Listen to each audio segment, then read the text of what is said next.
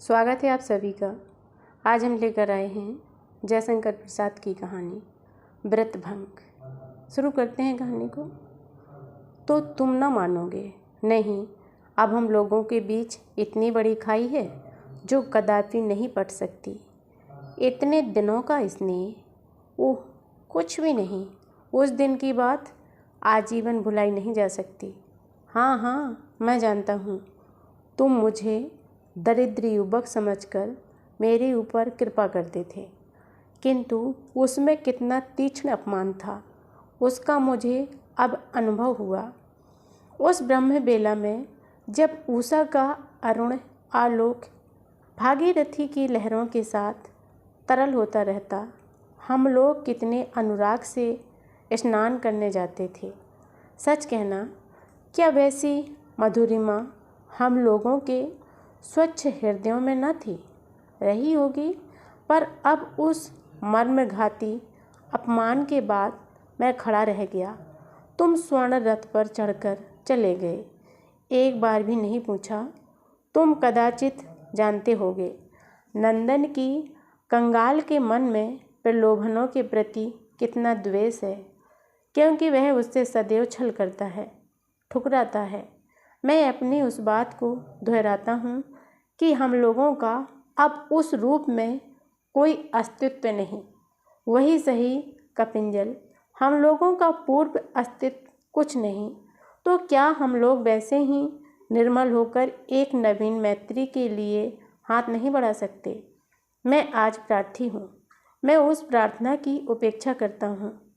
तुम्हारे पास ऐश्वर्य का दर्प है तो अकिंचता उससे कहीं अधिक गर्व रखती है। तुम बहुत कटु हो गए हो इस समय। अच्छा, फिर अभी ना, फिर कभी मैं दरिद्रता को भी दिखा दूंगा कि मैं क्या हूँ। इस पाखंड संसार में भूखा रहूँगा, परंतु किसी के सामने सिर न झुकाऊंगा। हो सकेगा तो संसार को बाध्य करूँगा झुकने के लिए। कपिंजल चला गया। नंदन हतबुद्धि होकर लौट आया। उस रात को उसे नींद न आई। उक्त घटना को वर्षों बीत गए। पाटलिपुत्र के धन कुबेर कलश का कुमार नंदन धीरे धीरे उस घटना को भूल चला। ऐश्वर्य का मदिरा विलास किसे स्थिर रहने देता है। उसने यौवन के संसार में बड़ी बड़ी आशाएं लेकर पदार्पण किया था। नंदन तब भी मित्र से वंचित होकर जीवन को अधिक चतुर न बना सका। राधा, तू भी कैसी पगली है। तूने कलश की पुत्रवधू बनने का निश्चय किया है। आश्चर्य। हाँ महादेवी, जब गुरुजनों की आज्ञा है तब उसे तो मानना ही पड़ेगा। मैं रोक सकती हूँ? मूर्ख नंदन, कितना असंगत चुनाव है। राधा, मुझे दया आती है। किसी अन्य प्रकार से गुरुजनों की इच्छा को टाल देना, यह मेरी धारणा के प्रतिकूल है। महादेवी, नंदन की मूर्खता सरलता का सत्य रूप है। मुझे वह अरुचिकर नहीं। मैं उस निर्मल हृदय की देख रेख कर सकूं तो यह मेरे मनोरंजन का ही विषय होगा। मगध की महादेवी ने हंसी से कुमारी के इस साहस का अभिनंदन करते हुए कहा, तेरी जैसी इच्छा तू स्वयं भोगेगी। माधवी कुंज से वह विरक्त होकर उठ गई। उन्हें राधा पर कन्या के समान ही स्नेह था। दिन स्थिर हो चुका था। स्वयं मगध नरेश की उपस्थिति में महाश्रेष्ठी धनंजय की कन्या का ब्याह कलश के पुत्र से हो गया। अद्भुत वह समारोह था। रत्नों के आभूषण तथा स्वर्ण पात्रों के अतिरिक्त मगध सम्राट ने राधा को प्रिय वस्तु अमूल्य मणि निर्मित दीपाधार भी दहेज में दिया था। उस उत्सव की बड़ाई पान भोजन आमोद प्रमोद का वैभवशाली चारुचयन कुसुमपुर के नागरिकों को बहुत दिन तक गल्प करने का एक प्रधान उपकरण था। राधा कलश की पुत्रवधू हुई। राधा के नवीन उपवन के सौध मंदिर में अगरू, कस्तूरी और केसर की चहल पहल, पुष्पमालाओं का दोनों संध्या में नवीन आयोजन और दीपावली में वीणा बंसी और मृदंग की स्निग्ध गंभीर ध्वनि बिखरती रहती। नंदन अपने सुकोमल आसन पर लेटा हुआ राधा का अनित सौंदर्य एकटक चुपचाप देखा करता। राधा गर्व से मुस्कुरा देती। कितना सुहाग या उसका अपने सरल पति पर और कितना अभिमान था अपने विश्वास पर। एक सुख में स्वप्न चल रहा था। कलश धन का उपासक सेठ अपनी विभूति के लिए सदैव सशंक रहता। उसे राज्य की संरक्षण तो था ही, देवी रक्षा से अपने को संपन्न रखना चाहता था। इस कारण उसे एक नंगे साधु पर अत्यंत भक्ति थी, जो कुछ ही दिनों से उस नगर के उपकंठ में आकर रहने लगा था। उसने एक दिन कहा, सब लोग दर्शन करने चलेंगे। उपहार के थाल प्रस्तुत होने लगे। दिव्य रथों पर बैठकर सब साधु दर्शन के लिए चले। वह भागीरथी तट का एक कानन था, जहाँ कलश का बनवाया हुआ कुटीर था। सब लोग अनुचरों के साथ रथ छोड़कर भक्तिपूर्ण हृदय से साधु के समीप पहुँचे। परंतु राधा ने जब दूर ही से देखा कि वह साधु नग्न है, तो वह रथ की ओर लौट पड़ी। कलश ने उसे बुलाया, पर राधा न आई। नंदन कभी राधा को देखता और कभी अपने पिता को। साधु खीलों के समान फूल पड़ा। दांत किटकिटाकर उसने कहा, यह तुम्हारी पुत्र वधू कुलक्षण है। कलश, तुम इसे हटा दो, नहीं तो तुम्हारा नाश निश्चित है। नंदन दांतों तले जीभ दबाकर धीरे से बोला, अरे यह कपिंजल। अनागत भविष्य के लिए भयभीत कलश क्षुब्ध हो उठा। वह साधु की पूजा करके लौट आया। राधा अपने नवीन उपवन में उतरी। कलश ने पूछा, तुमने महापुरुष से क्यों इतना दुर्विनीत व्यवहार किया? नहीं पिताजी, वह स्वयं दुर्विनीत है, जो स्त्रियों को आते देखकर भी साधारण शिष्टाचार का पालन नहीं कर सकता। वह धार्मिक महात्मा तो कदापि नहीं। क्या कह रही है? वे एक सिद्ध पुरुष हैं। सिद्धि यदि इतनी अधम है, धर्म यदि इतना निर्लज्ज है, तो वे स्त्रियों के योग नहीं। पिताजी, धर्म के रूप में कहीं आप भय की उपासना तो नहीं कर रहे हैं? तू सचमुच कुलक्षणा है। इसे तो अंतर्यामी भगवान ही जान सकते हैं। मनुष्य इसके लिए अत्यंत क्षुद्र है। पिताजी, आप। उसे रोककर अत्यंत क्रोध से कलश ने कहा, तुझे इस घर में रखना अलक्ष्मी को बुलाना है। जा, मेरे भवन से निकल जा। नंदन सुन रहा था। काठ के पुतले के समान वह इस विचार का अंत हो जाना तो चाहता था, पर क्या करे, यह उसकी समझ में न आया। राधा ने देखा उसका पति कुछ नहीं बोलता, तो उसने गर्व से सिर उठाकर कहा, मैं धन कुबेर की कृतदासी नहीं हूँ। मेरे गृहिणीत्व का अधिकार केवल मेरा पदस्खलन ही छीन सकता है। मुझे विश्वास है मैं अपने आचरण से अब तक इस पद की स्वामिनी हूँ। कोई भी मुझे इससे वंचित नहीं कर सकता। आश्चर्य से देखा नंदन ने और हतबुद्धि होकर सुना कलश ने। दोनों उपवन के बाहर चले गए। वह उपवन सबसे परित्यक्त और उपेक्षणीय बन गया। भीतर बैठी हुई राधा ने यह सब देखा। नंदन ने पिता का अनुकरण किया। वह धीरे धीरे राधा को भूल चला, परंतु नए ब्याह का नाम लेते ही वह चौंक पड़ता। उसके मन में धन की ओर से वितृष्णा जगी। ऐश्वर्य का यांत्रिक शासन जीवन को नीरस बनाने लगा। उसके मन की अतृप्ति विद्रोह करने के लिए सुविधा खोजने लगी। कलश ने उसके मनोविनोद के लिए नया उपवन बनवाया, जिसमें नंदन अपनी स्मृतियों का लीला निकेतन छोड़कर रहने लगा। राधा के आभूषण बिकते थे और उस सेठ के द्वार की अतिथि सेवा वैसी होती रहती। मुक्ति द्वार का अपरिमित व्यय और आभूषणों के विक्रय की आय, कब तक यह युद्ध चले। अब राधा के पास बच गया था वही मणि निर्मित दीपाधार, जिसे महादेवी ने उसकी क्रीड़ा के लिए बनवाया था। थोड़ा सा अन्न अतिथियों के लिए बचा था। राधा 2 दिन से उपवास कर रही थी। दासी ने कहा, स्वामी, यह कैसे हो सकता है कि आपके सेवक बिना आपके भोजन किए अन्न ग्रहण करें? राधा ने कहा, तो आज यह मणिदीप बिकेगा। दासी उसे ले आई। वह यंत्र से बनी हुई रत्न जड़ित नर्तकी नाच उठी। उसकी नुपुर की झंकार उस दरिद्र भवन में गूंजने लगी। राधा हंसी। उसने कहा, मनुष्य जीवन में इतनी नियमानुकूलता यदि होती, स्नेह से चूमकर उसे बेचने के लिए अनुचर को दे दिया। पुण्य में पहुँचते ही दीपाधार बड़े बड़े रत्न वणिकों की दृष्टि का एक कौतूहल बन गया। उस चूड़ामणि का दिव्य आलोक सभी की आंखों में चकाचौंध उत्पन्न कर देता था।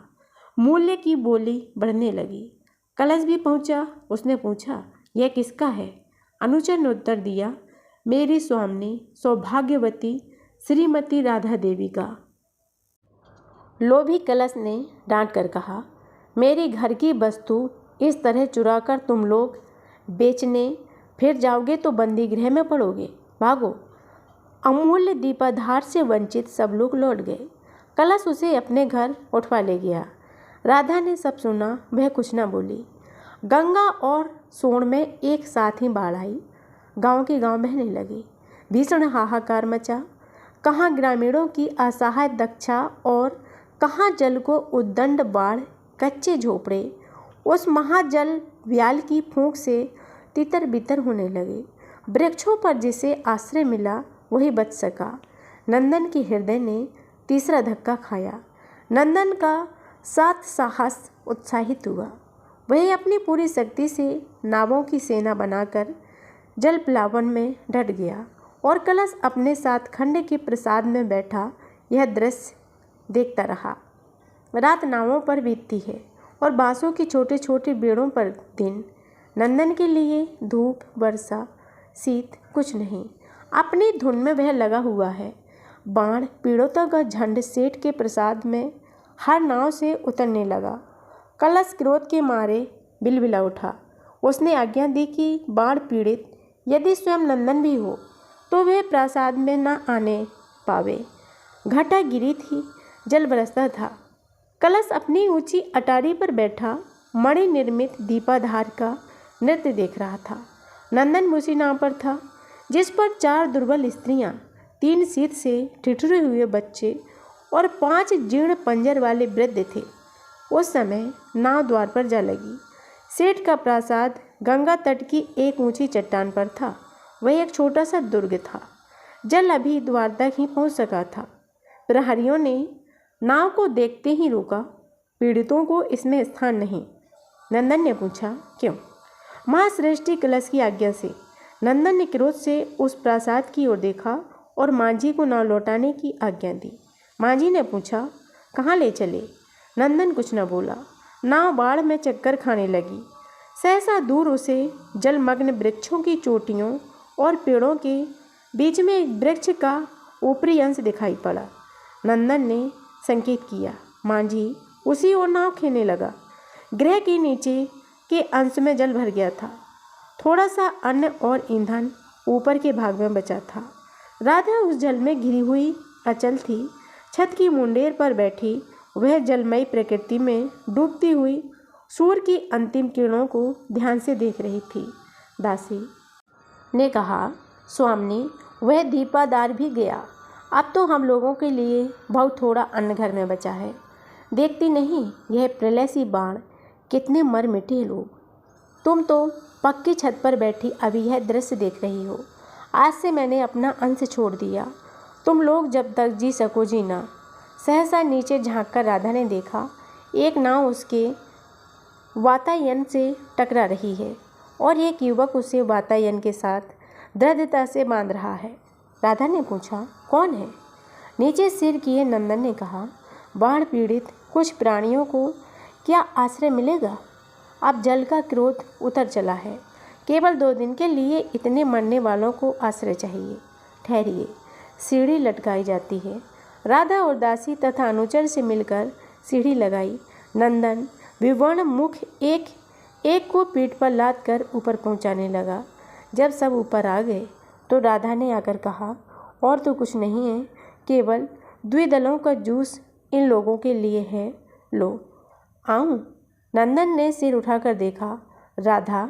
वह बोल उठा, राधा तू यहीं हो? हाँ स्वामी, मैं अपने घर में हूँ, गृहिणी का कर्तव्य पालन कर रही हूँ, पर मैं गृहस्थ का कर्तव्य का पालन न कर सका। राधा, पहले मुझे क्षमा करो। स्वामी, यह अपराध मुझसे ना हो सकेगा। उठिए, आज आपकी कर्मणता से मेरा ललाट उज्जवल हो रहा है। इतना साहस कहीं छिपा था? नाथ। दोनों प्रसन्न होकर कर्तव्य में लगे। यथासंभव उन दुखियों की सेवा होने लगी। एक प्रहर के बाद नंदन ने कहा, मुझे भ्रम हो रहा है कि कोई यहाँ पास ही विपन्न है। राधा भी रात अधिक नहीं हुई है, मैं एक बार नाव लेकर जाऊँ? राधा ने कहा, मैं भी चलूँ? नंदन ने कहा, गृहिणी का काम करो राधा, कर्तव्य कठोर होता है, भाव प्रधान नहीं। नंदन एक मांझी को लेकर चला गया और राधा दीपक जलाकर मुंडेर पर बैठी थी। दासी और दास पीड़ितों की सेवा में लगे थे। बादल खुल गए थे, असंख्य नक्षत्र झिलमिलाकर निकल आए। मेघों को बंदी गृह से जैसी छुट्टी मिली हो। चंद्रमा भी धीरे धीरे उस त्रस्त प्रदेश को भयभीत होकर देख रहा था। 1 घंटे में नंदन का शब्द सुनाई पड़ा। सीढ़ी। राधा दीपक दिखला रही थी और सीढ़ी के सहारे नंदन ऊपर एक भारी बोझ लेकर चढ़ रहा था। छत पर आकर उसने कहा, एक वस्त्र दो राधा। राधा ने एक उत्तरीय दिया। वह मुमूर्षु व्यक्ति नग्न था। उसे ढककर नंदन ने थोड़ा सेक दिया। गर्मी भीतर पहुंचते ही वह हिलने डुलने लगा। नीचे से माझी ने कहा, जल बड़े बेग से हट रहा है, नाव ढीली न करूँगा तो लटक जाएगी। नंदन ने कहा, तुम्हारे लिए भोजन लटकाता हूँ, ले लो। काल रात्रि बीत गई। नंदन ने प्रभात में आंखें खोलकर देखा कि सब सो रहे हैं और राधा उसके पास बैठी सिर सहला रही है। इतने में पीछे से लाया हुआ मनुष्य उठा। अपने को अपरिचित स्थान में देखकर वह चिल्ला उठा, मुझे वस्त्र किसने पहनाया? मेरा व्रत किसने भंग किया? नंदन ने हंसकर कहा, कपिंजल, यह राधा का गृह है, तुम्हें उसकी आज्ञानुसार यहाँ रहना होगा। छोड़ो पागलपन, चलो। बहुत से प्राणी हम लोगों की सहायता के अधिकारी हैं। कपिंजल ने कहा, सो कैसे हो सकता है? तुम्हारा हमारा संग असंभव है। मुझे दंड देने के लिए ही तो तुमने यह स्वांग रचा था। राधा तो उसी दिन से निर्वासित थी और कल से मुझे भी अपने घर में प्रवेश करने की आज्ञा नहीं। कपिंजल, आज तो हम और तुम दोनों बराबर हैं और इतने अधमरों की प्राणों का दायित्व भी हम ही लोगों पर है। यह व्रत भंग नहीं, व्रत का आरंभ है। चलो इस दरिद्र कुटुंबी के लिए अन्न जुटाना होगा। कपिल आज्ञाकारी बालक की भांति सिर झुकाए उठ खड़ा हुआ।